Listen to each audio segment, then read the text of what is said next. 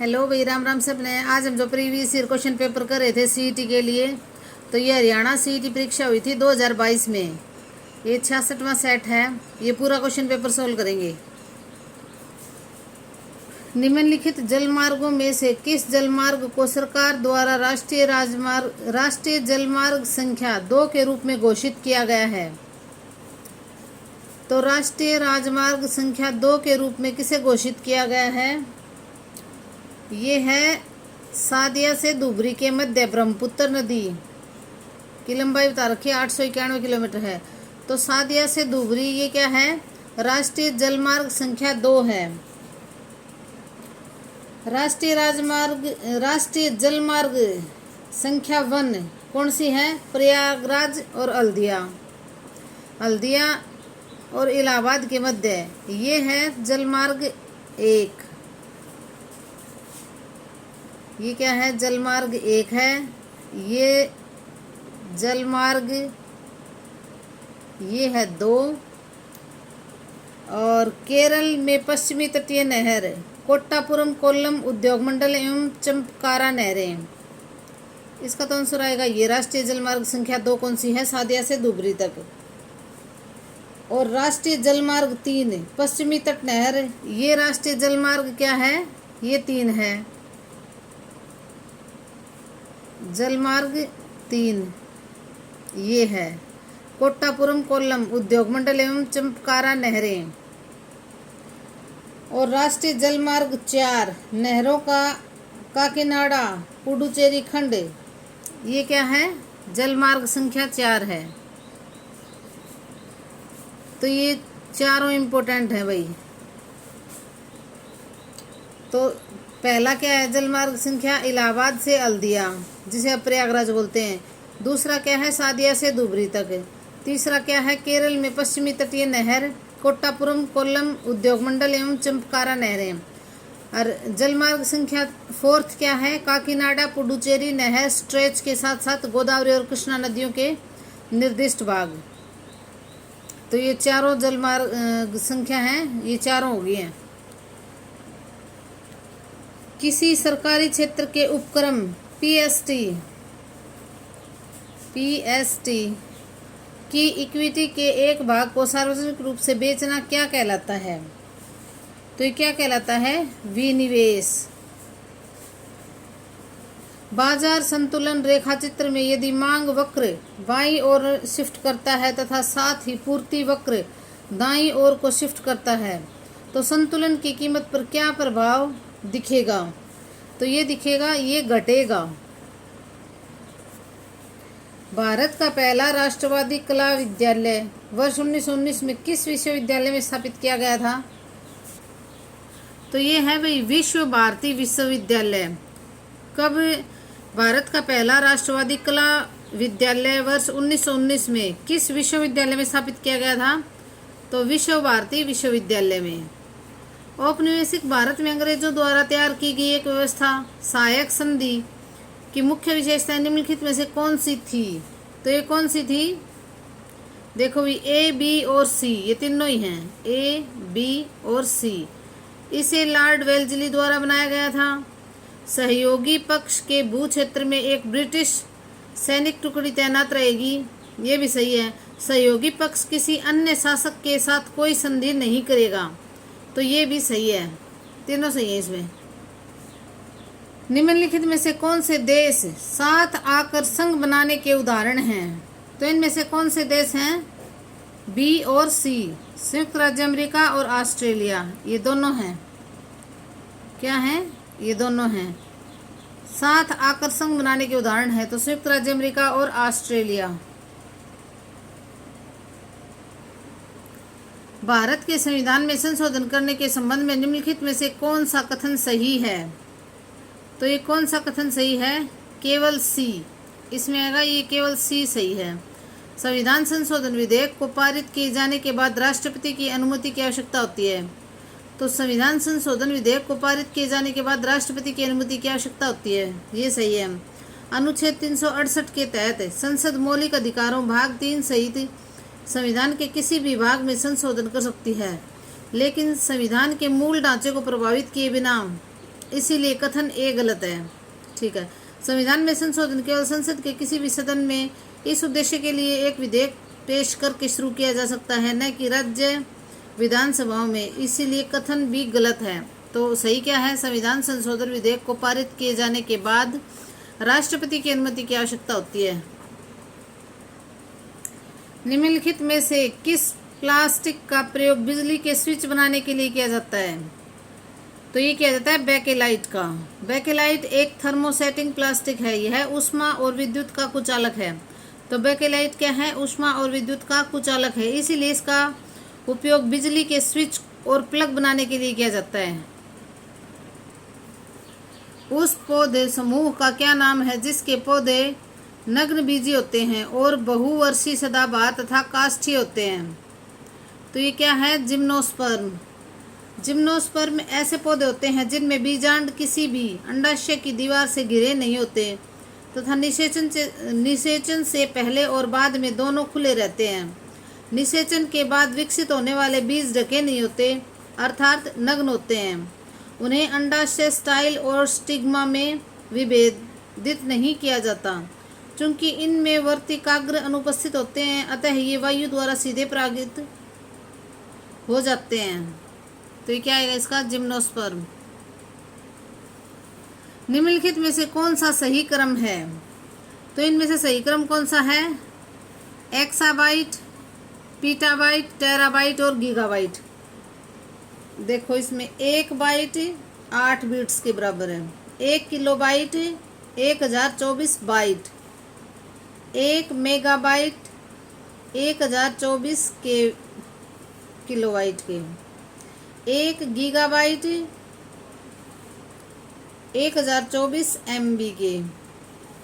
तो देखो भाई इनमें से सही क्रम क्या होगा? एक्साबाइट, पीटाबाइट, टेराबाइट और गीगाबाइट। गूगल, बिंग तथा याहू इनमें से किसके उदाहरण हैं? तो ये उदाहरण है सर्च इंजन के। निम्नलिखित में से कौन सा कथन यूनिफॉर्म रिसोर्स आइडेंटिफायर के बारे में सही है?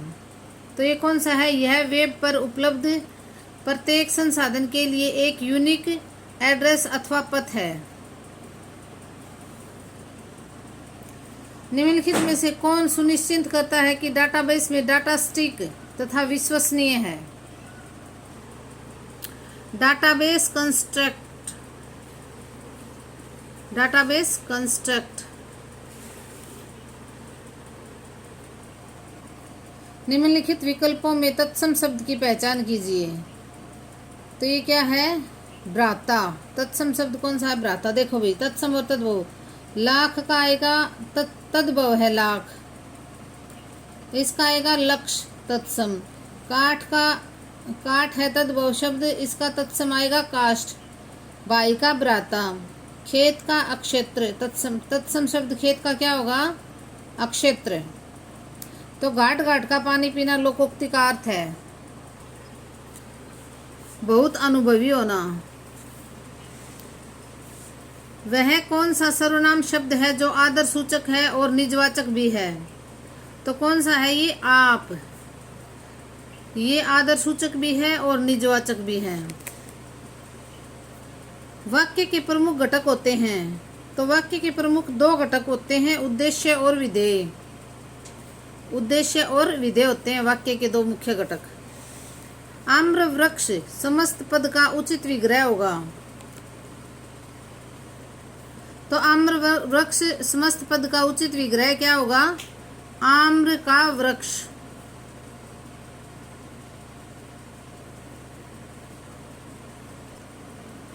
जो व्यक्ति जन्म न ले वाक्यांश के लिए उचित शब्द का चयन कीजिए। तो ये क्या होगा? अजन्मा। तट शब्द के लिए उचित पर्यायवाची शब्द का चयन कीजिए। ये होगा तट का होगा किनारा। और इसके और भी देख लो, कगार, किनारा, कूल, तीर, साहिल, ये तट के पर्यायवाची शब्द हैं। निम्नलिखित शब्दों में से शुद्ध शब्द का चयन कीजिए। तो शुद्ध शब्द कौन सा है? प्रामाणिक। दिए गए किस शब्द में उपसर्ग का उपयुक्त प्रयोग किया गया है? तो ये है सरताज। विहग विहग फिर चहक उठे ये पुंज पुंज। वाक्य में विहग और पुंज की आवृत्ति के कारण कौन सा अलंकार है? तो ये है विप्सा अलंकार। विप्सा अलंकार देखो भाई, आदर, घबराहट, आश्चर्य, घृणा, रोचकता आदि प्रदर्शित करने के लिए किसी शब्द को दोहराना ही विप्सा अलंकार है। तो विहग विहग फिर चहक उठे ये पुंज पुंज, ये कौन सा है? विप्सा अलंकार है भाई। विप्सा देखो भाई, अलग से आ गया, ये विप्सा अलंकार है। विराम चिन्हों की दृष्टि से सर्वाधिक शुद्ध वाक्य है तो कौन सा है? खेत, बगीचा, घर सब पर कुहासा छा रहा था। गायक शब्द में प्रयुक्त प्रत्यय है तो ये कौन सा है? अक। लेखक, पालक, गायक, खटक एवं विचारक आदि अक प्रत्यय से बने होते हैं। अयादि संधि का उदाहरण नहीं है तो कौन सा नहीं है? उच्छ्वास। दिए गए किस वाक्य में मैं कारक चिन्ह का सर्वाधिक उपयुक्त प्रयोग हुआ है? तो ये है ये खिलौने मेरी बेटी के हैं।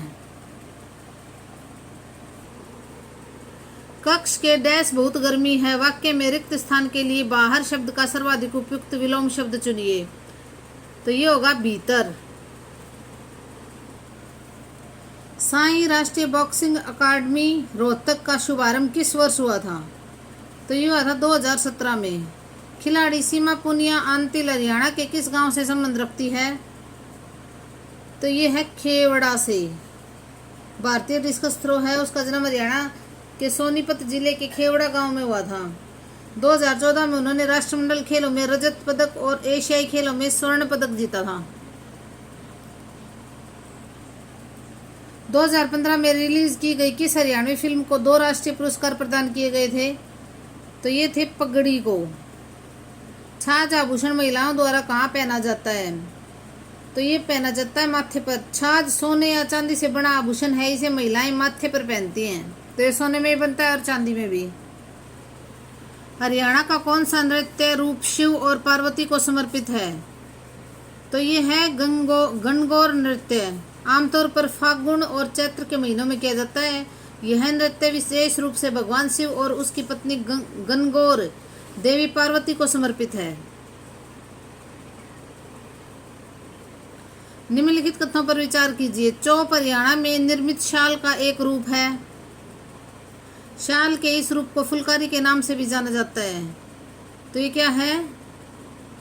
केवल एक सही है, तो ये वाला सही है। चौप हरियाणा में निर्मित शाल का एक रूप है। हरियाणा राज्य में निर्मित शाल के प्रकार फुलकारी, बाग और चौप हैं। तो ये फुलकारी, बाग और चौप हैं। चौप शाल आमतौर पर दूल्हे की दादी द्वारा नवविवाहित दुल्हन को उपहार में दिया जाता है। तो देखो भाई, चौप दूल्हे की दादी किसको देती है? दुल्हन को उपहार में देती है। सुरुचिपूर्ण कढ़ाई के काम और आकर्षक रंगों के साथ फुलकारी शाल बहुत खूबसूरत होते हैं। ग्रामीण महिलाएं इन पर विभिन्न प्रकार के पक्षियों, मानव आकृतियों और फूलों का डिजाइन करती हैं। 1770 ईस्वी में नजीब उद दौला की मृत्यु के बाद उनका राज सिंहासन किसे मिला था?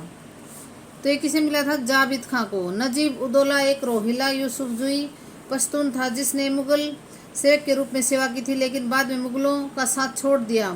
1757 में अहमद शाह अब्दाली के दिल्ली पर हमले में ये शामिल हो गया और मुगल साम्राज्य के शासक के रूप में लगभग 10 वर्षों तक रोहिलखंड, दिल्ली और आगरा की रक्षा करने के बाद वह बीमार पड़ गया और 30 अक्टूबर 1770 को उसकी मृत्यु हो गई।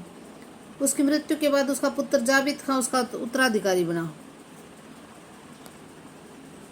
हरियाणा की प्रसिद्ध बड़खल झील का निर्माण कब किया गया था? तो ये किया गया था वर्ष 1947 में। बड़खल झील हरियाणा राज्य में फरीदाबाद के पास बड़खल गांव में स्थित एक प्राकृतिक झील थी। 42 एकड़ में फैली यह झील 2001 से सूख रही है। 1947 में देश को आज़ादी मिलने के तुरंत बाद झील का निर्माण पास के खेतों में पानी की आपूर्ति की सुविधा के लिए किया गया था। इसे अरावली की 2 नीची पहाड़ियों के बीच बांध बनाकर बनाया गया था ताकि सिंचाई के लिए पानी के बहाव को रोका जा सके। तो सिंचाई के लिए किसका निर्माण किया था? बड़खल झील का। कब? 1947 में। कॉलम 1 में दिए गए हरियाणा के जिलों के प्राचीन नामों को सुमेलित कीजिए। तो साइर शेख क्या है? सिरसा। कानोड़ क्या है? महेंद्रगढ़। कपिस्थल क्या है? कैथल। पांडुप्रस्थ क्या है? पानीपत।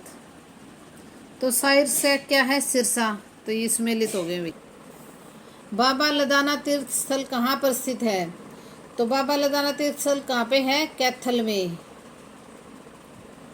हरियाणा पंचायती राज अधिनियम 1994 के अध्याय 10 के अनुसार निम्नलिखित में से कौन सी समिति पंचायत समिति द्वारा नियुक्त नहीं की जाती?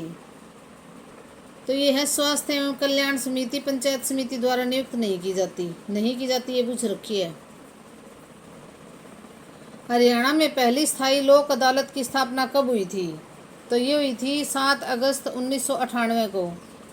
7 अगस्त 1998 को हुई थी। चंडीगढ़ में इसकी स्थापना की गई थी। हरियाणा की पहली स्थायी लोक अदालत 7 अगस्त 1998 को चंडीगढ़ में। कहाँ? चंडीगढ़ में।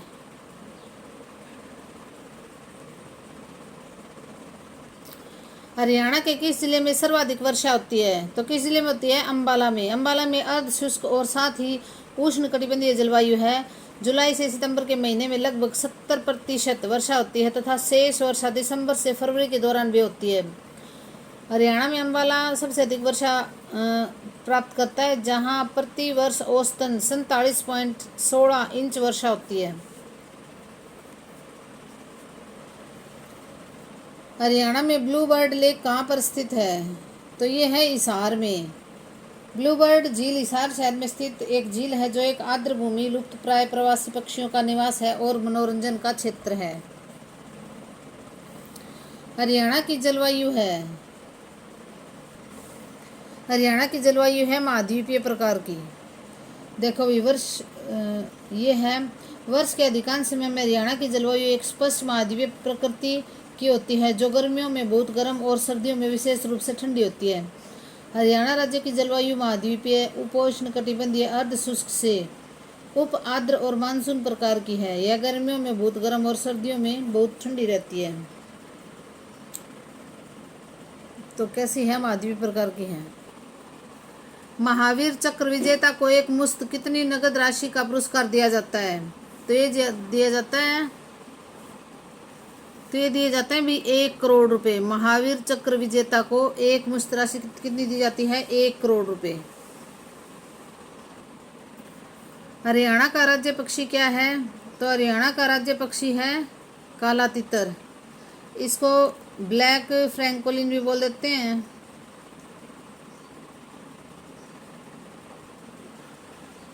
किस शहर को हरियाणा का दिल कहा जाता है? तो किसको? जींद को। जींद शहर को हरियाणा का दिल के रूप में जाना जाता है। जींद के स्वामी जयंत इंद्र के नाम पर जींद का नाम जयंतपुर रखा गया था, जिसकी महाभारत युद्ध से पहले पांडवों ने पूजा की थी। जींद का किला सिद्धू जाट शासक महाराजा गजपत सिंह ने 1776 में बनवाया था। तो जींद का किला किसने बनवाया था? गजपत सिंह ने 1776 में। हमारा गांव जगमग गांव योजना के अंतर्गत जनवरी 2022 तक कितने गांव को जोड़ा गया था? तो ये जोड़ा गया था 5569 गांव को जोड़ा गया था। सभी गांव को निर्बाध विद्युत आपूर्ति प्रदान करने के लिए 1 जुलाई 2015 को, और ये कब शुरू की थी? 1 जुलाई 2015 को ये योजना शुरू हुई थी। तो डेट भी पूछ लेते हैं, 1 जुलाई 2015 को। इस योजना का उद्देश्य ग्रामीणों को 24 घंटे बिजली आपूर्ति प्रदान करना था। हरियाणा में राष्ट्रीय मधुमक्खी पालन एवं शहद मिशन NBHM योजना की शुरुआत किस वर्ष में हुई थी? तो हुई थी 2020 में। राष्ट्रीय मधुमक्खी पालन और शहद मिशन की घोषणा केंद्र सरकार ने 2020 में आत्मनिर्भर भारत पैकेज के भाग के रूप में की थी। तो ये किसने की थी? केंद्र सरकार ने। किसने की थी? केंद्र सरकार ने की थी हरियाणा में राष्ट्रीय मधुमक्खी पालन एवं शहद मिशन। यह योजना कृषि और किसान कल्याण मंत्रालय के अधीन है। और किसके अधीन है ये? कृषि और किसान कल्याण मंत्रालय के अधीन है। और 2020 से 2023 तक 3 वर्षों के लिए ये स्वीकृत थी। तो 2020 से 2023 तक के लिए ये स्वीकृत थी। धन्यवाद भी। लाइक शेयर और सब्सक्राइब कर दिया करो वीडियो को।